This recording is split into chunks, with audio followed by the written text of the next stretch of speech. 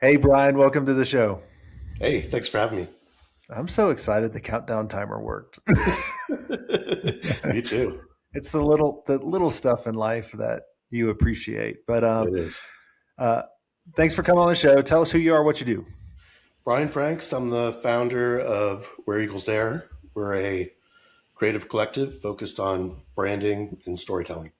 How'd you get started, man? Like, are you an accidental agency owner wanting punishment, or Yeah, I think so. It starts, I take it way back to the beginning. So I really am blessed in having what I'd say like two career milestones in my life.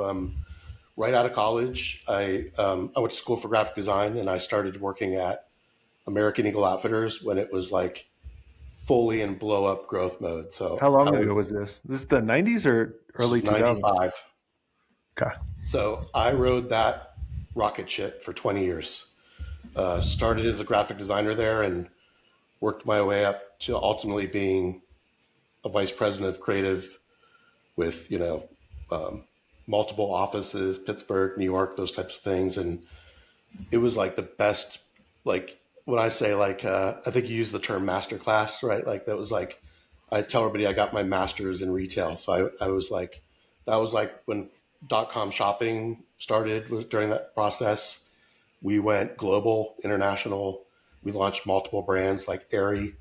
I was part of launching 77 Kids. So being able to work with a saturation of super talented people over that period, and to be able to accomplish, it was like really trial by fire, just dropping in. I went to school for graphic design. I didn't come from like a branding background, but I got to work with powerful branding agencies. I got to work with great leaders, great people that had vision, and that part um, is really who made me who I am, and then has given me the ability when I had the opportunity to start an agency. And now 10 years later, from an agency side, I still consider myself a retail guy, but I think that knowledge and being in-house places allows us to really be a hired gun for either people I've worked with in the past or people that have problems to solve. Yeah. There's not a lot of things I haven't encountered in my career at American Eagle that are new to me that I can bring insight to. So what is your niche or your specialization? Did you pick a market like was it similar to the American Eagle? Yeah, I would say a lot. Like since I left American Eagle, we've probably worked for almost all. Name a special or retailer, we've probably worked for them, right? And whether that's I would say that we're equal branding, graphic design. Like white space. You have a new brand or brand you need fixed, Mhm. naming, tone, visual, photography, logos. We're equally that, as well as being able to then launch a product and create campaigns and do storytelling through video, scripts, narrative, photo shoots, and bring those things to life. So the best case scenario, we've been involved with people where we start with, hey, we need to launch new brands. We start, here's the research, or we pull together research with a partner, and then we help build what that white space is. And then we can also take that to now let's launch the product and come up with a story or narrative or commercials or social content that introduces that to people or brings that to life. So working with these big brands, I can almost guess. I don't know, but you probably charge a pretty good penny. You charge for value, Yeah, I right? would They're say we're probably like not. we're at a premium level for an agency. Did you start out that way? Yeah, I think that it's interesting because everything I have today, I had insight on the other side of the coin, right? So when I was a part of American Eagle, I'd have to build my budgets, and there was times we'd bring in smaller shops, or there was times where we had to, towards the end of my career, which I can get into a little bit later, we had some new leadership, and that's when I had when I was part of a team that went and met with bigger agencies because they wanted us to have an agency record. So I was. It's really a part of what inspired me to want to start an agency when I went through that experience. But then I also saw the billings and the things that these people were putting forth and what American Eagle is paying for. So I've always positioned myself um, in that pocket, I guess, if you will. And then we like, I pride myself in over delivering. Like the people that we work for, if you followed up with, I hope are never underwhelmed. We over deliver. We're like hit makers, right? That's Yep. I like to think of us that way. So for the agencies that you would bring in when you were at American Eagle, because I always like to give the both perspectives, right? I want to Sure. get into your agency journey, but I also want to talk about kind of you as the creative director and in charge and bringing a lot of these companies Yep. in because there's a lot of people listening going, how can I work with the bigger clients that actually Sure. have the really big budgets? Yep. Because a lot of people, their business is based on word of mouth and referral. And I always joke with people and tell them, like, that's just not scalable because you're going to constantly keep getting the same small clients over and over again. Like, Yep. I've never seen a small client go, oh, yeah, like, let's say it's Joe's tire shop has one location. They're not going to, say, hey, I got a lead for you and it's tirerack.com. Right. Unless you could use some sort of piece of content that's so disruptive that you break the internet for them or something, right? That's right. And that's the other way to do it. But yeah, I think for us, like I've always been, I am a graphic design geek, right? Like I care about aesthetics, design, those types of things. I spent a lot of time building and rebuilding teams at American Eagle Outfitters with the best graphic designers and talent and art directors, people with visual aesthetic, understand photography, typography. But there was times when we were like moving fast and moving into new brands or new space that, we, I would always sort of find myself in a situation where we could do a lot with our internal team, but that's when it was nice to bring in fresh blood, right? So you bring in like a really talented, like Charles Anderson or a really talented graphic designer that has something Like a special specialist. or culturally is tapped in at the moment. And so a lot of the early years at American Eagle Outfitter, first for me, was like bringing in like-minded partners that were specialists. So it'd Yeah. be like, Yeah. I remember my fourth interview 12 years ago was with Del Ross of IHG, International Hotel Group. He yep, was the CMO. And I had always I asked him on the show, I remember I was like, how can, because at my agency, we work with the biggest brands in the world. yep, And we had multiple ways to get in there. But I always like to ask people, I'm like, how did you pick agencies? And he goes, a lot of times, some agencies would call me up and would say, hey, there's this new thing called X, Y, and Z. We're a specialist in this. If you ever need any help, let me know. And sell kind of what I always talk about, like the foot in the door, right? Like sure, a small engagement, yeah, something that doesn't require procurement to approve and legal to look at an agreement. It's literally like they can buy it now. And he's yeah. like, man, To that note, I think is like even things like, when I came up at American Eagle, like I went through all the early .com stuff for shopping experiences, all this. So oh, a lot of interactive and web we didn't have an internal team, so those were a lot of outside hires, and then you start to get into moving pictures, and you have a lot of animations, things like that you don't have in house. Were a lot of out hires, and then the biggest thing was always like, we shot campaigns 4 times a year, so I would say like and this continues to be a big part of the agency, bringing in talented photographers, stylists, and directors is a key part of that formula. I learned that at American Eagle, and then that's still a big part of, even though I think fundamentally what we concept and write and visualize and sell to our clients is pretty close.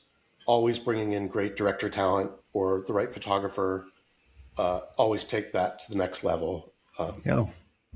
What, and also too, I mean, a lot of people are building teams like you now versus like when I started my agency in 99, we had to have everyone in house and we You had know, lots of people and big teams. And, as the team gets bigger and there's more layers, the more complexity yeah, and the more stress yep, that happens because you're like, how much is my payroll every Sure. every month? Yeah, you And don't lose sleep at night. You got to pay mouths and pay the bills and those types of things. So yeah, I tell, some people ask me like, what's the success, for you? And one of the things I tell people is I've never left startup mode, right? Like yeah, we stay scrappy and hungry.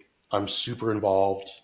Um, I work as hard as anyone else, from idea as a creative director, ideation through everything, but also, and I do think I might have been early to that just based upon necessity, right? Like I didn't, when I left American Eagle, I did leave with a, we can get to this later, but like I left with a severance and I had some money and it gave me some room and that gave me uh, you know, the stars aligned and that gave me the opportunity to create an agency, right? yeah, But that runway was limited. It wasn't endless. And yeah. so I've always been scrappy about the size of the team for the job and not, overpaying or getting to the place where I'm underwater so it stays profitable. Well, and I think too, it seems like you've designed this agency around you. Is I that do a think that it's a great point. I do think that they're like, when I talk to some people, a lot of our clients I've had previous relationships with, and they've worked with me before, and they know what I can do. And there is an expectation. I think like if we did a photo shoot and I just didn't show up, I think people would be like, "Wait, what's going on?" Like, so we're not an agency necessarily where there's like teams of people outside of me that are doing other things. There's like a core team, myself and my creative director and people I've worked with for a really long time, and those are the people that show up. We're the people that show up in the calls. So it is almost like a small agency slash consultancy, right? Like you get my executive 20 plus years in retail experience alongside with the agency, and people do expect, I think, me to be on the other side of that call for sure. yeah? I also, and I think that's always, I tell everybody that's what you should do, right? Because a lot of times people start an agency or start a business for two reasons. One, for freedom, right?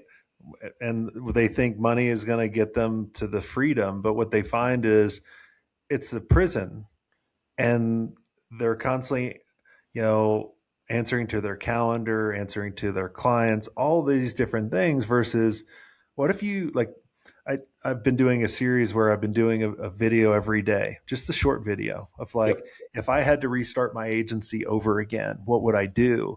And the video I recorded yesterday was literally I would focus on myself first and build the agency around me of what I like and what I don't like, and putting the right people in the right seats for the things that, I don't want to do or that gives me energy or any of that. I was a creative. It was funny. I went to school to be a programmer because my dad was like, that's where all the money is. I graduated in 99. Yep. And so, but 95. Yeah. yeah, but I was always a cartoonist. I was a creative. Like I love that. Right. I never went to school for that, but I just always had a natural ability for seeing that kind of stuff.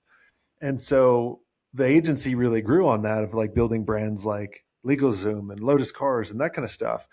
And I was always in the first kickoff meeting. Now I didn't need to be, but I wanted to be, Right. Totally. right? Because I Yeah. designed the agency around me. Yeah. But at any time, if I'd never liked that, I could kind of get out of it. But I just think I just want to kind of emphasize that to everyone listening. Yeah. No, it's important. And even for me, like the things I've learned in the agency along 10 years is like, if you try to take on too much or, even get greedy or something, you can start to lose the ability to be as involved as that first kickoff meeting and really getting, in some ways a sort of obsessive perfectionist. So it's not always like about perfection, but really like every detail counts to me, and also the people on my team. So that takes time, like we move fast, but also I always have said, because it took maybe 5 years to figure this out, like I try to think about things in like big threes, right? Like anything at any time during the agency, anything over having 3 clients at once that we can handle, and really out of those 3, one is like a big fish that we're like on a retainer with and just constantly having weekly touch bases with, and just, Mm-hmm. like seasonal creative with, like, Yeah. always having to do photo shoots and commercials. Because once you start to get outside of that, it just starts to unravel, and it becomes super stressful and not fun. Yeah. I want to transition because, you've people might think, all right, well, Brian, you got a small team, small agency. So, I do want to get into kind of the health scare that you had, Sure. and your agency's still operating. So obviously you Yeah. had some things set up. So what happened? Yeah. So February 2024, I had a hemorrhagic stroke, um, blood vessel burst in my brain, and my wife luckily found me.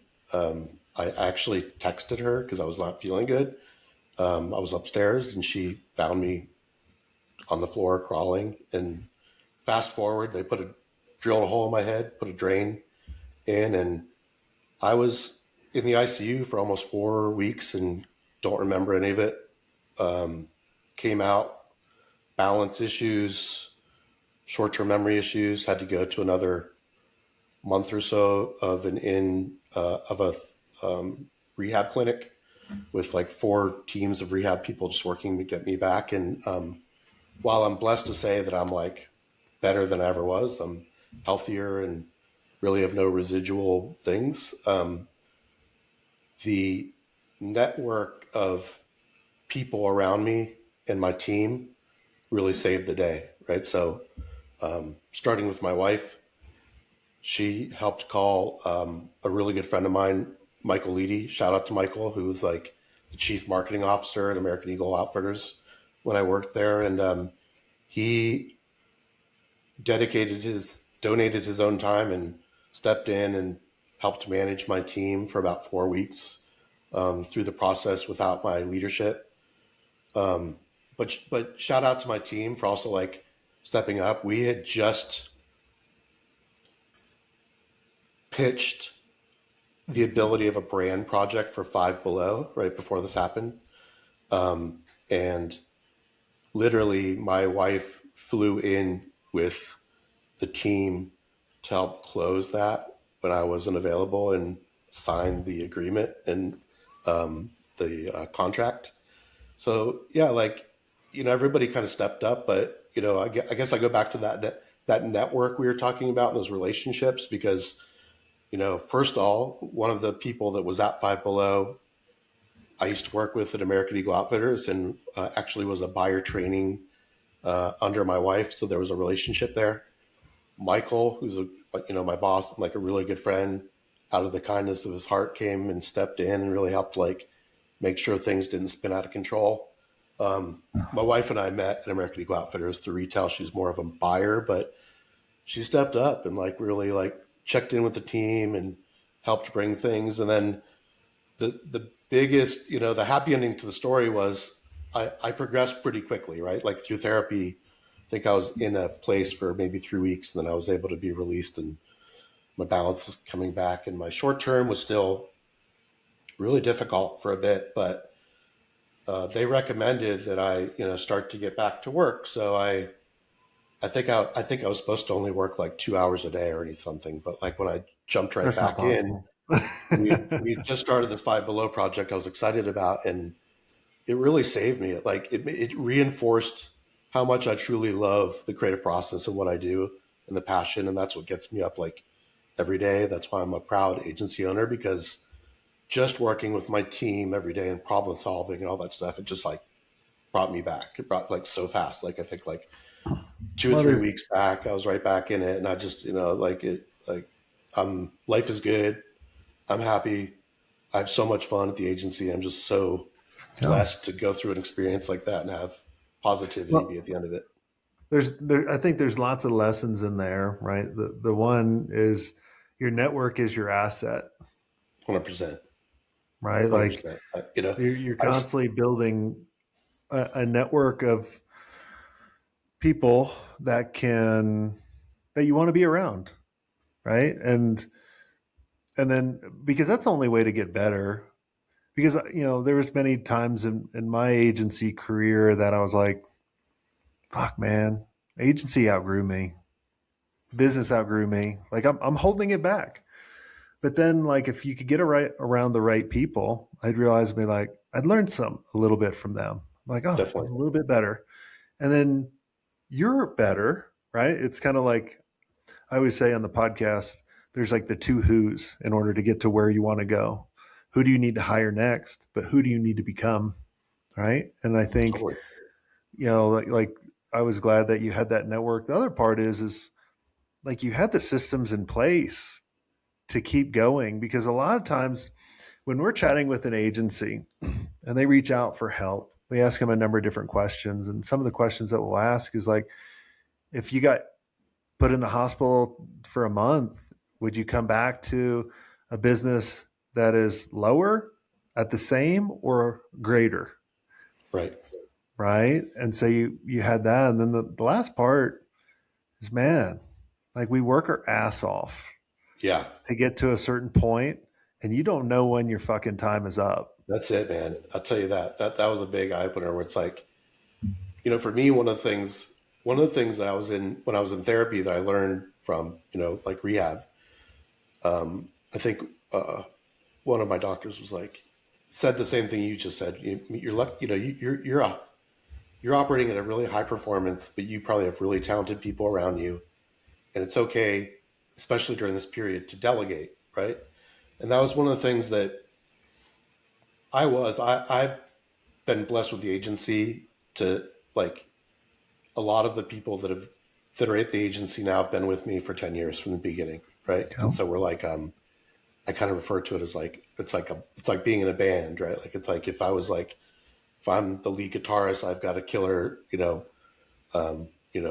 and a bassist, and and we Mm-hmm. have fun. Like it's like Not I a love cowbell, getting up not more every day and cowbell. working with people. So it'd be like if when Def Leppard lost his hand, they kept him as the drummer. He used his feet, right? So I think that part of that was probably like I was They should down have and made out, him but have the cowbell, right? the Like, band, yeah, exactly. The band stepped up and they really yeah, like took care of business. So I couldn't be more proud of them. And I do think like I don't think like I'm a system guy all the time, but um, I think that we strive every day for a certain type of process and perfection that I think everybody was just like, yeah, we gotta figure this out to keep things going because they love their job too, right? yeah. Well, I mean, it just puts it in perspective, Yeah, right? Like definitely. we think we have so much time, which no one knows, and we sacrifice so much. I know I did in the early years. Now I don't. Like, I put my health, my family, my Yep. business in like that order, because like, and the reason why I say my health first is I can't take care of my family if I'm not healthy. Yeah. No, it's a big lesson for me. I mean, my life has completely changed. I feel like I exercised a lot more, eat healthy. I think I was probably like work hard, play hard for a lot of my career. Yep. So I was like, I'd be the guy that, go out and have a few cocktails every night and all those things. You forget that, if you don't have your health, you don't have anything. So I'm not discouraging any of that because I think that's part of team building, an important part of like a process. Yep. Um, but yeah, I'm a different person than I was in February 2024 now. Yeah. I mean, we all, like I said, we all grow. Yep, totally. And I you and know. I out of anyone would have told you I was indestructible. I lived that thought process for a really long time. Yeah. So that Yeah. was No, it's humbling for sure. yeah, and I look back at my agency career, like I look back at it as it was a lot of fun, and a lot of times I'd like to go back to those stories and those Totally. situations. Like I constantly keep in touch with a lot of my old teammates, um, text them and talk to them, and Yeah. I miss that. And a lot of times when you're in the rut, and like I even enjoy it now with my team. Like Stacy's been with me for 11 years today. As we record this, is our 11th year Awesome. anniversary. Congrats, Stacy. Yeah, and then Darby's been with me for 5, and it's just and like Anna's been with us I think for 5, and it's just I enjoy my time with all of them. and I know it's just an unlimited time. Or, they're not going to peel over. I'm not going to keel over, but like, I get it, right? Like I know people are going to move on and that kind of stuff. So I just, enjoy it. And that's my message for everyone listening is like, Yeah. yes, things suck. You're going to lose clients. You're going to lose key team Yeah, but members. working together, and Yes. it, like just those small experiences, and even like call it like friendship, camaraderie, all those things are important, right? Because Yep. I'm the same way. Like all that time spent at American Eagle, when you were like, we were working really hard. There's, I can't tell you how many times the early days I Many hours. slept there, and those types of things. Like Yes. it's almost like you've been to battle with people, right? Like I still keep in touch with so many of those people, or just catch up, Yep. because you've been through something together, right? You've Mhm. created something that's still out in that universe in a big way. Um, and they're all doing talented people doing different things, but we stay in touch. We try to catch Yeah. up, grab a dinner, whatever it is, and it's amazing. Cool. Well, this has been a lot of fun, Brian. Is there anything I didn't ask you that you think would benefit the listeners listening in?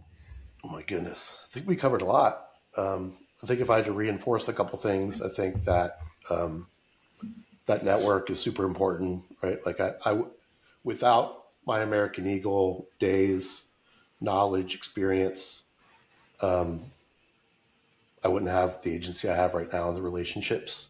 Yeah. Um, and then just, I'd say like,